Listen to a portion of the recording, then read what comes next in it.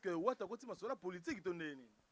Ça fait 10 ans. Ça fait 10 ans. Orchestre Beta sur la porte les couloirs phénomène combattant. C'est que de préférence, mais votre même soit un politicien, tout bon un politicien. Parce que 10 ans, tu as mais qu'il était orchestre vivre bon tant que dispatchant, Claude, pas bloquer ni les boss, pas bloquer ni les boss. Il y a tika batute, il y a tika preste, il y a tika artiste. Les seuls mécènes non mikolo a quand vraiment ma solo nazagi. Les Congolais, le problème est que ça y a des informations. Batumuso, on a vérifié l'information à source de Mbalamongo a bandu pas d'informations. Donc voyage papier mais là il visa. Le problème est que l'ambassade ils ont examiné le dossier nabiso. Parce que 2017, toujours le visa États-Unis, orchestre écoutant en Ambri, côté à Belgique. Ils ont un bateau qui est au fond, soi-disant héritier Watanabe Mema Bangolo. Avantage c'est que toujours un world permit. World permit ils ont autorisation Oyo, ils ont autorisé bisoto kende ko sala boulot dans les États-Unis d'Amérique. Un grand merci à bateau tout comme porte-parole héritier Watanabe, bakomo lobela la team wata bakomo pesa vraiment ba programme na biso ba artiste ba sundoli boulot andole. Je crois que ils le font bien quoi, bazo salango bien. Donc la team wata tout ça au grand complet, orchestre za na makambo, orchestre e betaka. Tout ça na biso au grand complet. Merci mwana azana kata la team wata ba boulot ezokende bien. D'ici là déjà ba rozelo romo boezoya déjà pour.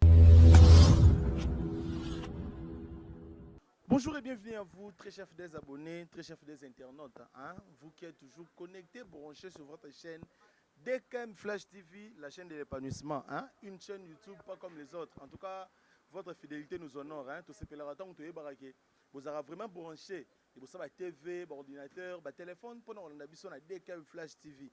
Eh bien, je crois que vous comprenez vraiment tout ça. On a un plateau habituel parce que biso so information za to kitara sur terrain to yeba maramine zo lekana masole za ndenge nini to yoga yiba nungu ndetikaka aza na mboka kwa na Luanda awa to yeto solola na to yeba voyage na ye eza nini ayoko sai na Luanda aba yinguna na Luanda lisusu to ndeni yango to yeto solola na ye.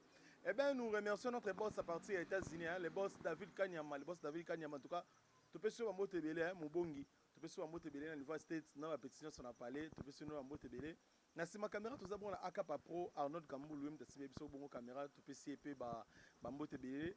Na Brésil, na moni bongo Ivan Molekela, Molex, en tout cas, na peux suivre Mote Belé, Michael Molekela en France, Zala, on a toujours branché. En Allemagne, hein, Deutsche Noir, Royaume Mancas, Deutsche Noir, Royaume Mancas, ça va le bi.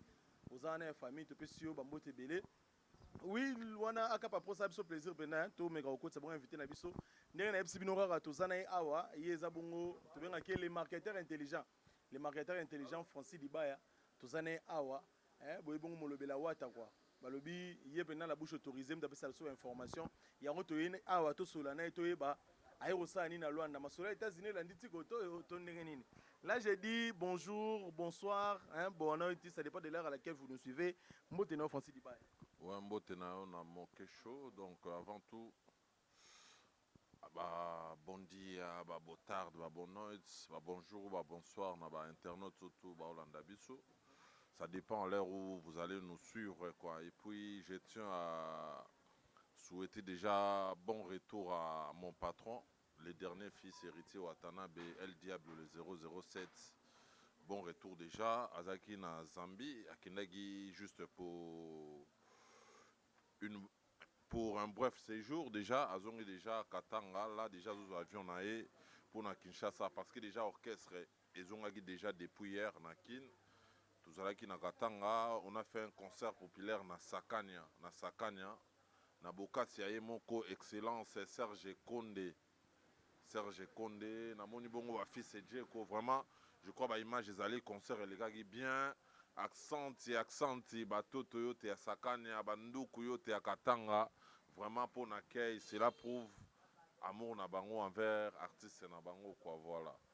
Oui bah solo on a tout le monde concert à Katanga tout le monde bongo ba musicien tout balati ba polo ba longi ya Serge Kondo za bongo ministre actuel hein ya sport na niveau Congo to éviter est-ce que wata koti masola politique to ndeni juste biso tout ça na biso toi neti il y a des artistes musiciens ceux qui battent un budget na bango biso to prestate prester, to rebete la bango pour que la team Wata ait vivre, pour que l'orchestre ait fonctionné.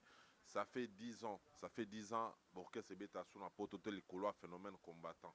C'est que de préférence, mais votre mais soit un politicien, tout bon un politicien, parce que 10 ans tu as soumis qu'il était l'orchestre vivre donc ils ont que non excellence Serge Konde qui a sollicité groupe, bah faut cacher na bango et puis biso toke tout ça les musala na biso voilà.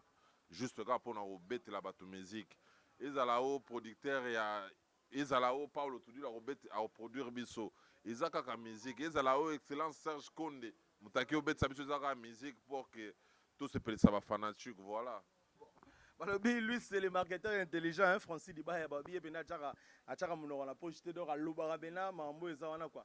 Topé si bon, merci, hein, na boss Pablo Kini, les grands déclarants, Balobi, boss Pablo Kini, les grands déclarants, hein, Balobi, presse, Zapende Zawana, marginal, sur Kiti, Wana, donc, 30 conteneurs, 50 conteneurs, 100 conteneurs, boss Pablo Kini, les grands déclarants, ensemble, solo, Wana, donc, Betango Dada, quoi. Tout le monde dit, bon, Dieu Kini, les boss, à boss. Hein, Kalemba Doge, Amour et Page Mobimba, Kini, hein, Motema Maman Lisette, hein, tu peux se faire un beau tébélé. Nedi Kini, le fils aîné à Boss Pablo Kini, tu peux se faire un beau tébélé, hein, Maman Poupette Kini, tu peux se faire un beau tébélé, bah tu vas l'andar, sur la bosse Eric, Eric n'a pas allé. Tant qu'autant que dispatchant, Claude, Pablo Kini les boss, Yatika Batute, Yatika Preste, Yatika Artiste. Les seuls mécènes au Mikolo a kangi vraiment ma solo nazaki wana na bureau na moni mutunanga les comptables Kombo Kiminga Pablo Kini les boss vraiment très social na moni Pépi de Lyon sénateur Anzambe bazana Kini bongo donc les boss Pablo Kini très correct talaka patron so komeli a répondaka patron et moi azobenga odiba yozawa pileka na bureau donc Nzambe abakisa so centuple les boss Pablo Kini na moni pe bongo ni Konkai les formateurs des boss. Voilà.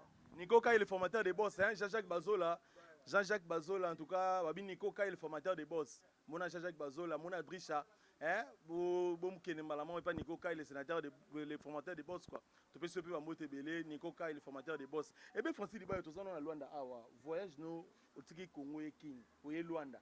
Namasoloni. Tu vois, Lucas Soufisa, États-Unis, on a Angola, Otondeni. Même pas, on a eu ma solo, moi, privé. Je crois nazala koto nazala pe na kini eso kyoko nga nazamuta awa donc nangolo belango sute ba o bayebi na petit ba Sele Manzombi petit ba Jacques Chiki après d'interrogation petit ba millionnaire angolais Adolphe Muteba Chilamouina les boss Adolphe Muteba Chilamouina petit ba Dostal Chikanda donc nazala nga koto nazala pe na kini Hermon Opé moi tout Robert Tour Angola au contrôler j'ai au contrôler frontière depuis Tobeta double Atlantico Totika bar les colots. Il faut contrôler Mboka, contrôler la frontière, les kate. Mais d'ici là, déjà, on a Kishasa pour Nabulo, basé en Angona Kine. Tu as vite fait tout le monde à bateau, tout solo la Mboka. Voilà.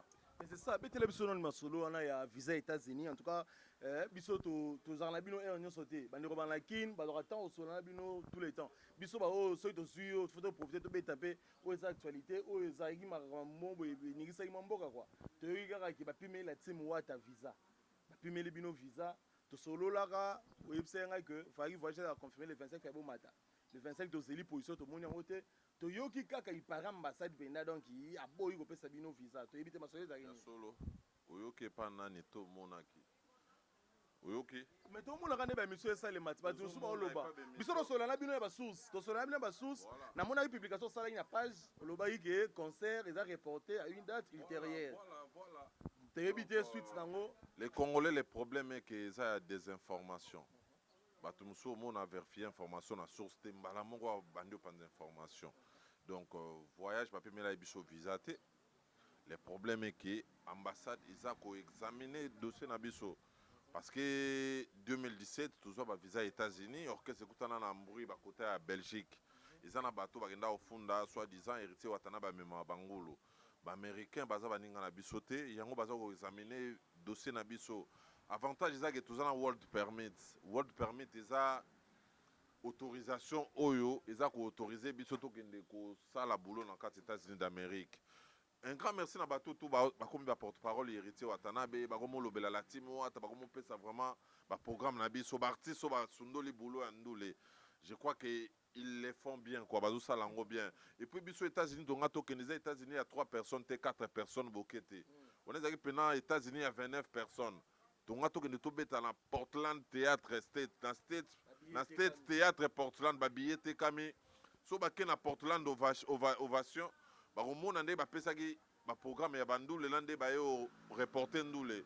Je crois que Norton Vava, gouverneur à Mboka, na ba Kenneth Goma, je vous salue.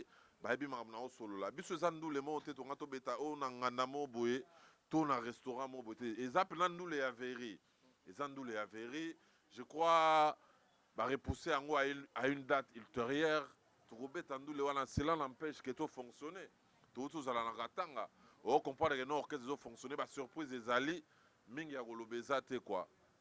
Donc jusqu'à présent, ma solo aux États-Unis, tu reçois suite. Non, tu reçois suite. Donc, Marambo a bateau balega qui ont nos refolo, que c'est faux et archifaux. Banatimo a taboyebi, bozala tempo. Ma solo est en bien, pas à wata. Donc, ma solo est bien quoi. Tout est à tembe. Voilà. Mais bon, nous sommes basanga orchestre. Pour tout ça, non, ah ouais, mission à souka to sa on a n'enga londo yeba lisusu. Na tuna kayo, to biga ipare, to yogi. Merci moi na olinga zongo orchestre. Pour ça un conseil, au bras normal que wana mwana mai to solara bien, mais na nenga bien.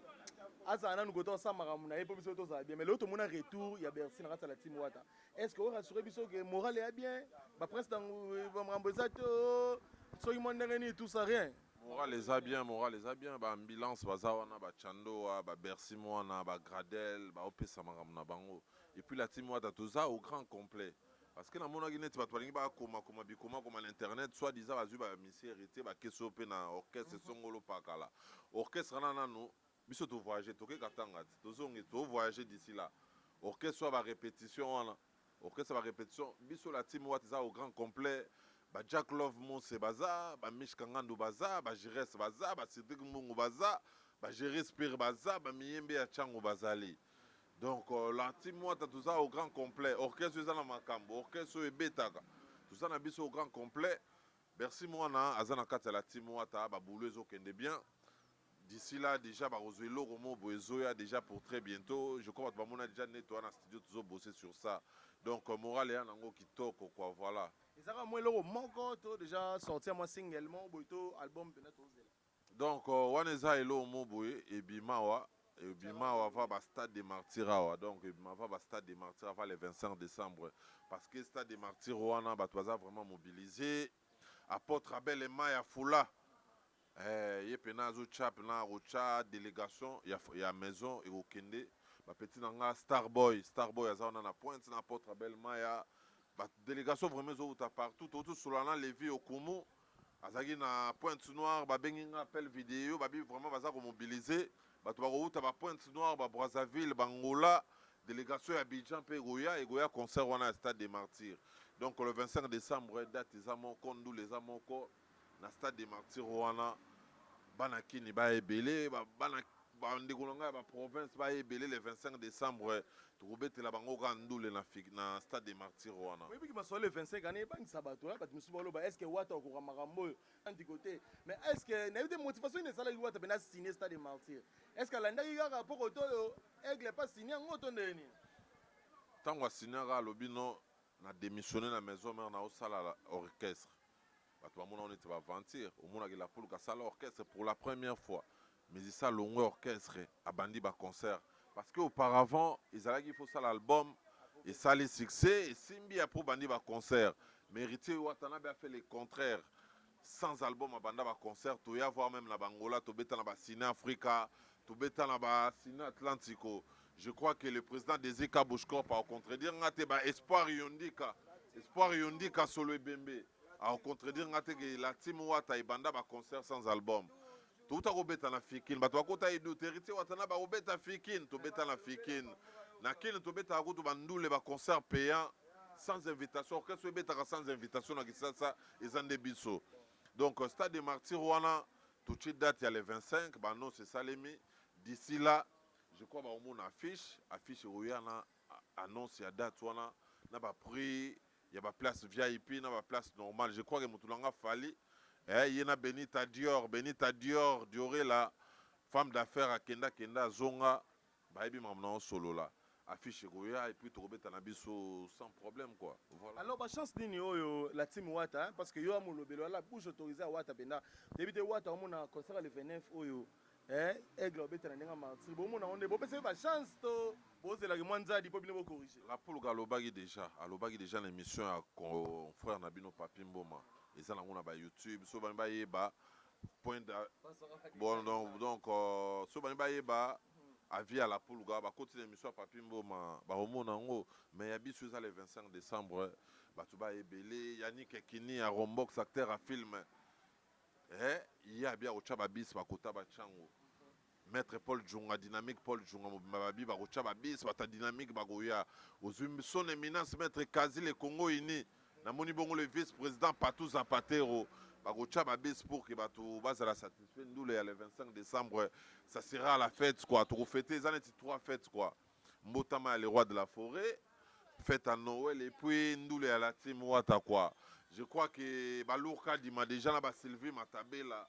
Bazako kangisa déjà pour que décembre wana bakitanagisa ça quoi voilà. Ba yima sola décembre ngoya danger le 25 na mnenga martyr koto lisusu le 31 décembre ba lobi Paul Tudi lisusu le sénateur avant ti masolo retour. Expliquer biso no di ba Rosane délégation e utangola tant to kitakin to yemba la mo bo na orchestre nzela mo to ndeni. Donc ndenge boyoki ezaka kabongo mais il y a importé ça dans le stade des martyrs. Après martyr wana nde total et ça soba à côté à Angola to beta sur les solo Atlantico parce que les solo Atlantico zo beta ma bien té yango to tiki bango ba beta la poule ga goya au clôturer ma solo Atlantico parce que c'est les seuls artistes où il y a beta Atlantico à $100 le billet VIP. Je crois que ba patron bazala wana batuneti ba Jacques Chiki après d'interrogation bazala ga wana ba pesa makambu masalanga maomonzo Maombonzo na congolaise très stable. Bazalaka na Atlantique wana ba mona nde to pesa makambo. Ba pas bloquer ni les boss ba mata ba podium ba masalanga ba Ricardo Maindo. Ba mata ba pesa makambo donc bazela na bango d'ici là tokoya tokobeta mais importé dans le stade des martyrs wana eza mabe makasi bana bumbu Selembao Kanluka Malueka Kingasani Njili Lemba Matete Kisensu Selemba Umonga Fula Ngaliema basa déjà mobilisé ndeka masole ba ina octobre bezo kende ti décembre donc à la minute de Francis Dibaya ozanakin pour na moi sensibilisation bena bo kita na terrain ba lemba wana tout bokota kota ba super pour mobiliser bana mai pour ça moi déjà étant que moi na chango nazo kita d'ici là to bet sa match amical to sali sa marche de chanter ba côté ba Siforko to chaka ba moyen pour que tout bana déjà mobiliser quoi. Ba fanatique au père bonne musique au balingaka la poule déjà mutuna mutu déjà na coin nae ago mataka déjà ba banderole donc juste pour nous soutenir artistes quoi voilà. Ba bien le les aïga relo mo be show to ribe nos Francis Dibaya pour to ba sangaza mpanzo il a fallu to solo la pena tout tambola na mamba on te ba santé orchestre te ba masola le 25 et puis na masola décembre na Ratsangola. Je crois que vous avez très bien suivi hein Francis Dibaya Molobeli et il y a la team Wata la bouche autorisée à boss quoi à lobby na minute masolera le 25 décembre. Donc le 25 décembre bana ngola boza calme délégation qui t'annonce pour le 25 après to beta masola Atlantique gonde ni rokende to besi bongo merci na bino bato bozaka toujours branché pour na Rolanda biso ba lobi na bosanité maître pas jo na kataka lemba doge maître pas jo na kataka lemba doge o etali bongo masola kiti ba lobi kutana na ye mona Jésus nzinga masolo papa André na bosani yote to besi bino so base wana kalemba doge wana bozaka bongo na DKM Flash TV masolo na ebité Francis Dibaya un dernier message na auto lobelité to ebena ko zo a show oza bino oza na mambebela kosala to yaki tosola na yo to ebandeli masolo ezokende depuis mission na kati angolais ezalaki nini. Je crois que expliquer déjà bafani na bino un dernier message okozala nini. Dernier message ezaka ki album Miange Mi Demo une année et 10 mois sur le marché du disque album ezobeta sans concurrence ba 2010 ezobeta ba la Coyote ezobeta ba l'alchimiste ezobeta ba mot véritable ezobeta ba désolé ezobeta donc une année et 10 mois album ezo évoluer bien bato ba consommer yango sans modération to chaque clip ya ivre d'amour eza déjà wana bato ba consommer yango ba yoka vraiment la rumba pure quoi. Et puis clip par roi Manitou déjà salemaki ba côté à Djobour d'ici là tu la bango yango en ligne quoi. Et puis vient absolument ready à mis auto album na sous un album et puis ba sale featuring yena héritier Watanabe camarade et ça on a vraiment ba consommer yango sans modération quoi. Donc banakin bana monde entier bao balandanga bolandanga na page danga et Francis Diba officiel malgré de loin na osala musala eza wana ba s'abonner Instagram nangeza Francis Diba officiel 001 biso batuto ya na idéologie sankara de kunta ya na gréco-romain ngana na idéologie ya network que nos porte-parole en ligne quoi à travailler sur les réseaux sociaux malgré né naza na ngola boye nazo communiquer naza ko travailler toujours en ligne quoi donc bato va s'abonner vraiment massivement donc en attendant au contrôler na biki faut faire ça batou mais ba solo wana ya net wana ba nini lelo bena ba orchestre biso welela ngwa biso bato bana masolo direct biso bato bana masolo je crois que to ça l'effort to ça l'émission mo bo spécial to le belaka masolo internet ne etambolaka idéologie wana uta wa bipo le panzana ba orchestre to mo mona ba direct idéologie nga lelo ba orchestre bele mo chabambanga ono répétition en direct répétition en live. Je crois que l'ourka di ma pala yebi ngam na yana magambo kala ba image ezali ngam na yana makamu non porte-parole faut za high tech faut za Instagram faut za na page faut za porte-parole ezara TVT dimanche pas mami il est là tout samedi pas Tony Coco pendant la semaine du lundi au vendredi au repensanté à partir internet ngam na yana idéologie réseaux sociaux. Les seuls porte-parole à la page Etonda, il y a plus de 150 000 abonnés. Instagram, Alibanga, il y a plus de 114 000 abonnés. C'est moi, on a une idéologie, on a changé l'histoire. Donc voilà quoi. Mais, tu peux passer la boulot, on a bien Blanchard, mon vieux, on a une idéologie à ma cessé. Roger Ngando a une idéologie français, costume. Dadi Moula porte-parole licencié. Puis Roger a une idéologie à Sombele Souka Massano. On a PC Bambo Tebesika Zali. Donc, Banama il va salar boulot na bango bien. Donc, il faut aux déterminer quoi et logo ça là quoi. Donc, pour nous qui ça, na PC Bambo na impresario Mandela Weston dernier appel. Mandela Weston, Yaya Yara de Weston. Na Monique Xavier Lopez et dit Zamboka, Sernanga Silia Sido na PC Bambote, na Moni Bongo Ametunkar à la malienne, femme avec trousse, na PC Bambote Bissika Zali, na Moni Bongo le directeur Juma Kebe, le boss Juma Kebe na Lukapa, monté ma mère na Bisso Mado, mon vieux Kenneth Egoma na PC Bambote, et puis sans oublier Hakim Saloum ou le Neymar congolais, Blanchard Migama El Blancho, na PC Bambote Bessika Zali, sans oublier Trezeguet Mouchi, Trezeguet Mouzala les demi-diés, Willy Evologoba côté à Djobo, Baolanda Bisso, Alain Miezi na Moussika, et puis Francine Samboa des longues jambes, na PC Bambote, Azuta la Bisso, Papillon Mao à la bière, na Wenza Ojaenda, Azuta la Bisso, les boss Jean-Jacques Dekwenge, Zamba Bluetooth na Wenza Kikolo, Azuta la Bisso, le président Ingila, Bomoko toujours, sans oublier Ismaël Dibeleno, petit frère propre à Palais, sans oublier Isabelle la grande gérante, à Seme Masolo, à Seleman Zombi, na Roua Kinzi, na Bosanité, Bellon Belinda, femme d'affaires, Bellon Belinda, moi ça pembe, femme d'affaires, Yazapna na Makamuna Katsamboka, et puis sans oublier Myriam Munganga, vraie chérie à Pembe, Myriam Munganga, na PC Bambote Bissika Zali.